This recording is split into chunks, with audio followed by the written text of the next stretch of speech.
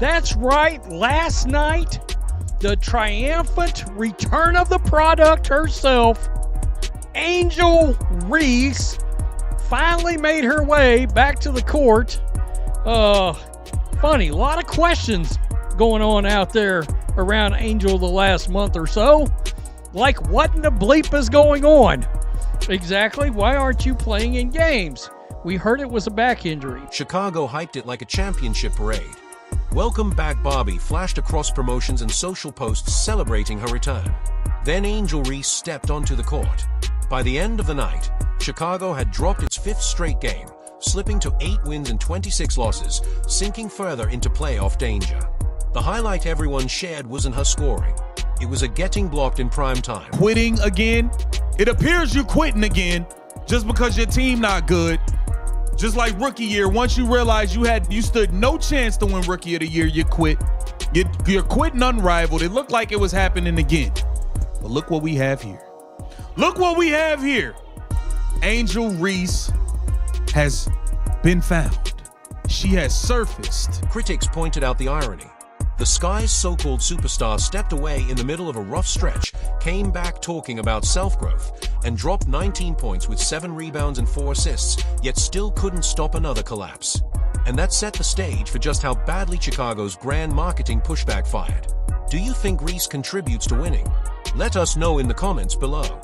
Let's go. Elizabeth Williams forces a turnover. Diana with her head up to Angel Reese. Can't put it away. Chicago made sure no one could ignore Angel Reese's comeback. The team's official social channel blasted out "Welcome back, Barbie" in bold pink letters, turning her first game in nearly a month into a full-on event. They wanted this matchup with Seattle to feel less like Game 35 of the season and more like a rescue mission. But once the ball was tipped, the gap between presentation and performance showed itself immediately. So back! Bang! Hexagon, polygon, octagon, it don't matter. Turn it on for pecan, butter pecan. Bang! Rebound. Bang! Hasn't played in 3 weeks. Maybe her legs are fresh. She can jump higher. No! Bang! She's played in 24 games this year. She's been blocked 48 times. According to my advanced analytics, she's getting 2 bang bangs per game. Bang bang! The game itself offered a harsh answer. Ezi Magbagor's block, later posted by Seattle's social team, became the frame everyone replayed. Within hours, what was supposed to be the highlight of Reese's big night turned into a viral clip mocking her arrival.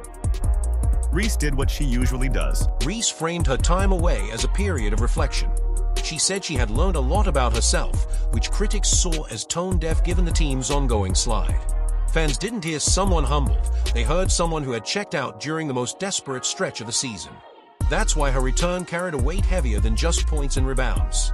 It was about credibility, about whether she could still position herself as the centerpiece of Chicago's future. You missed 10 games, and you're still top 4 in the league in total turnovers. I said swiper, no swiping! Bang! I know you're a better bowler than you are a basketball player, but I thought we were going to save that bowling pass till next year. Bang! You want some maple syrup with that pancake? Bang! Like Mr. SquarePants once said, you know what's funnier than 24? How about an 8-26 record? The game itself delivered a harsh answer. Ezi Magbagor's block, later posted by Seattle's social team, became the clip everyone replayed. Within hours, what was meant to be the highlight of Reese's big night turned into a viral mockery of her return.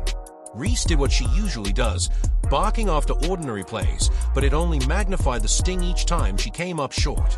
The stage heroics and the on-court results simply didn't align. Yes, she scored 19, but what people remember is that social media clip. For fans, the whiplash was instant. But we missed you, Angel. You're back. You're roaring back, and I'm sure you came back and led the Chicago Sky to victory. Okay. No? Okay. It's been a while, and I'm sure you came back to a sellout crowd that could not wait to see you. Or not. How do you miss 10 games and still rank top 4 in the league in total turnovers? I said, swiper, no swiping. I know you're a better bowler than you are a basketball player, but I thought we were saving that bowling pass for next year. Do you want some maple syrup with that pancake? Like Mr. SquarePants once said, you know what's funnier than 24?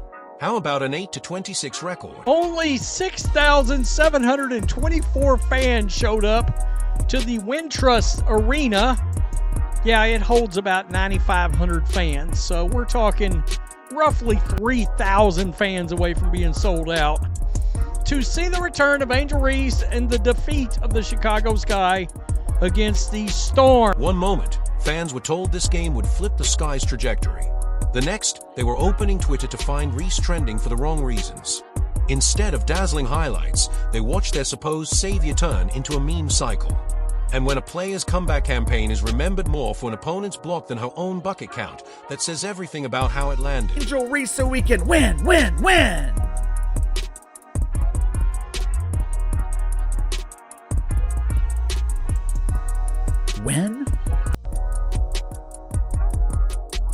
Since when has Angel Reese contributed to winning? The Chicago Bravado were routinely getting their ass kicked when she was healthy. Outside of the female Suns from Connecticut who seem to be losing intentionally, the Chicago Bravado are the worst team in the league. The Sky still lost 94-88, a close enough score to feel salvageable, but it extended Chicago's skid to 5 straight and left their playoff hopes in serious jeopardy. Whatever glow her stat line carried vanished under the weight of another loss. So while the marketing insisted this was the return of a winner, the reality suggested something else entirely. Chicago didn't just advertise Angel Reese, they built around her as if she were the missing piece to a contender. And that's where the real story starts to unravel. No regrets for the rookie Sonia Citron with a magical move for the Mystics. She's fierce. Citron, the back cut. Nice drop off the area. Van Geck the bucket. Nice dime right there in front of the rim. Chicago's gamble on Angel Reese wasn't just about drafting a promising rookie last year. They built their entire brand around the idea of her as a savior, the kind of player who could step in and instantly shift a struggling franchise's trajectory. Every offseason move and every media soundbite reinforced the same message. This was Angel's team now. Bold on paper, maybe. But in practice, the results have been anything but convincing. When Angel Reese is on the court, the only thing you're winning is the #1 pick in the draft. Ironically enough, if the Chicago Bravado get the #1 pick in the draft this year, they don't even get to keep it. It belongs to the Minnesota Linkers. So not only are you stuck with Angel Reese, you also don't have a draft pick so you can select a player that actually knows how to win. That supposed win-now offseason is a perfect example. The Sky didn't settle into a patient rebuild. They made moves that screamed urgency. The most telling, Chicago dealt the #3 pick in the 2025 draft, Sonia Citron, to Washington. She's thriving with the Mystics, versatile, steady, quickly winning fans over with her play, and making a strong push for Rookie of the Year. Meanwhile, the Sky brought in veteran Ariel Atkins, a proven scorer and defender, as part of that same push for immediate results.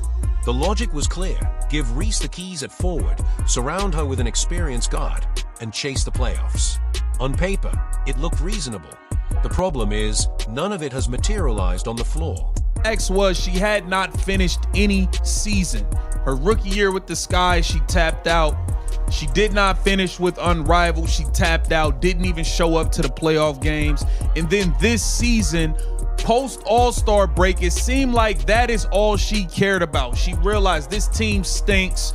Tyler Marsh is a bum. Jeff P's a bum. Citron is blossoming in DC, flashing star-level potential almost every night, while the Sky remain buried in the standings.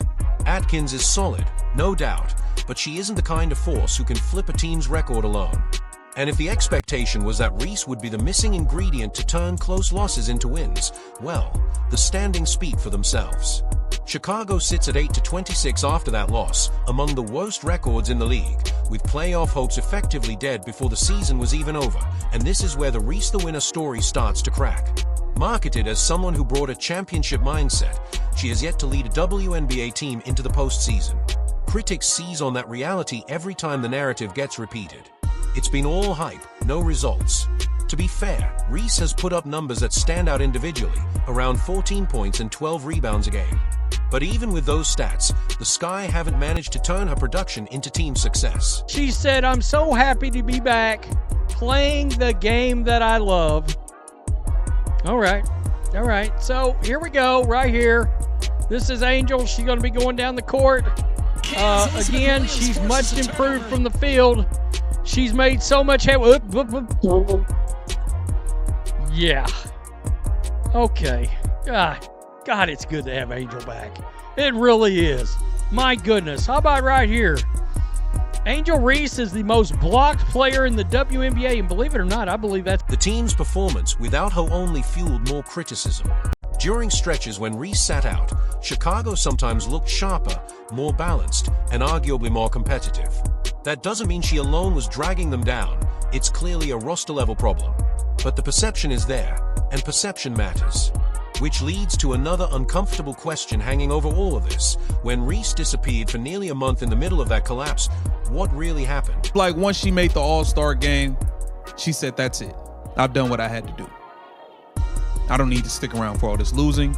She's been saying her back hurts. Nobody knows anything about the injury. Nobody knows. So we start calling it out. Hey, are you quitting again? It appears you're quitting again just because your team not good. Just like rookie year, once you realize you stood no chance to win rookie of the year, you quit.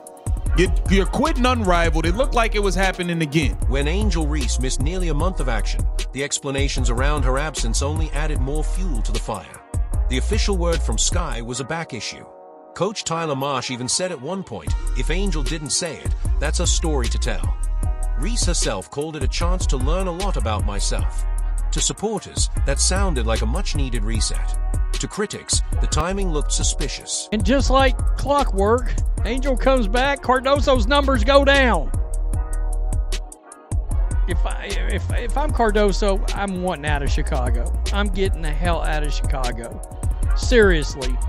Brittany Sykes, Skylar Diggins. Skylar Diggins had 24 for the Storm last night. And Angel's return. So, Angel, of course, so happy to be back, and she was welcomed back by so many fans. Oh, dear. Her last game before the break came on July 29th against Washington, and she didn't reappear until August 19th. That meant 7 full games gone during a stretch when Chicago was still clinging to faint playoff hopes. The length of time was enough to matter. With the Sky spiraling, every missed start carried weight. And when she returned, it wasn't like she eased back slowly.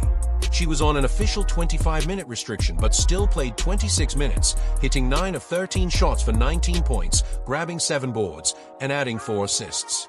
Not exactly the numbers of someone working back from a serious health setback. Capital L in love, or capital L for lost? Maybe? I don't know. I mean, so many people were happy. Reese report, so happy. You made so many people happy tonight.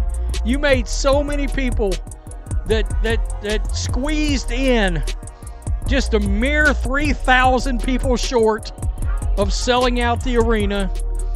It was literally only 3,000 fans away from being standing room only. That sharp contrast is what made the whole story hard for some fans to buy. Typically, when a team's centerpiece is sidelined, there are visible updates, practice footage, rehab reports, or at least shots of them present on the bench. With Reese, updates were scarce. The Sky stayed tight-lipped. She wasn't a noticeable presence courtside, so people filled in the gaps themselves. Commentators tossed around labels like quitting and pump faking, while others insisted it was a legitimate injury paired with a mental reset. Both narratives existed at once. But the silence from the team is what let controversy grow. Assassin! Kelsey Mitchell! Every game is a home game! Listen to the crowd in Connecticut. Final score in overtime. Fever 99, Sun 93. And Indiana completes the greatest comeback in franchise history. And then came the word she chose when she finally returned. Happy to be back playing the game I love. I learned a lot about myself. That's what stood out. It didn't sound like the usual athlete post-injury checklist, no mention of therapy sessions, no talk of treatment milestones, none of the specifics fans expect to hear. Instead, it sounded vague. And because it came at a moment when her team was crumbling, that vagueness was easy to spin negatively. Meanwhile, Chicago's record hadn't changed much without her. They didn't suddenly improve, but they also didn't collapse further, which gave critics an opening. Maybe the sky wasn't any worse without her. And maybe her absence wasn't the crucial factor supporters claimed. To skeptics, the stretch underscored a bigger pattern. Her impact doesn't match the star billing. It's another double-double for Aaliyah Boston. Boston will fire a three. It's in. Boston the putback. Puts the foul. Oh, look at Boston just muscle her way into Charles and lay it in. Boston deep position. Boston pretty spin. Back to Boston. Who ties the game? Boston now with her 15th double-double of the year. That's a new Fever franchise record. So by the time Reese came back with banners, posts, and a big return, the story wasn't about how she would lift the sky. It was about whether her absence revealed exactly why the season was unraveling. And that contrast becomes clearer when you compare Chicago's chaos to another franchise that's faced its own challenges but handled them in a completely different way. Meanwhile, Indiana has taken a different path. The Fever have dealt with injuries too, but instead of falling apart, they've leaned on their foundation and kept competing in every game. The results aren't flawless, but the trajectory feels real. Each outing looks like a step forward instead of another excuse. That's the difference when a roster's identity runs deeper than marketing. Jackson Kelsey Mitchell has a new career high.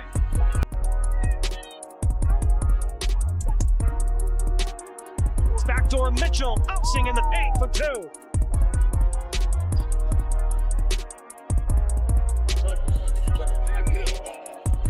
Kelsey Mitchell, the big is matched up. Mitchell squeezing through for two at the fall.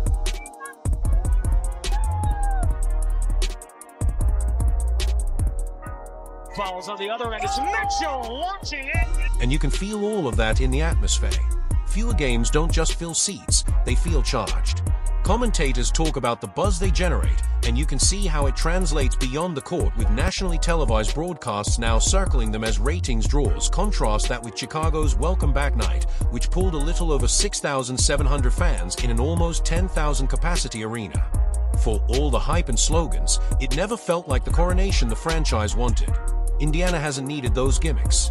Their energy is organic, tied to what happens on the floor. That if you're a fan, this matters. Following the Fever feels like buying into progress, while Chicago feels like buying into spin. Supporting Clark in Indiana isn't just about enjoying highlights, it's about believing in a culture that actually seems capable of growing. And with that comparison hanging in the air, it raises an uncomfortable reality about what Chicago has been selling all along. Angel Reese was presented as the piece that could elevate the sky into contention, but her return only underlined how little progress they've made. They are now 8-26 and officially eliminated from playoff contention. Reese put up efficient numbers, even earning an all-star nod, but the end result was unchanged. No postseason. Indiana, by contrast, has found growth through balance and resilience. In a fast-growing WNBA, teams that build together win together. And right now, that looks more like Indiana than Chicago. So what do you think?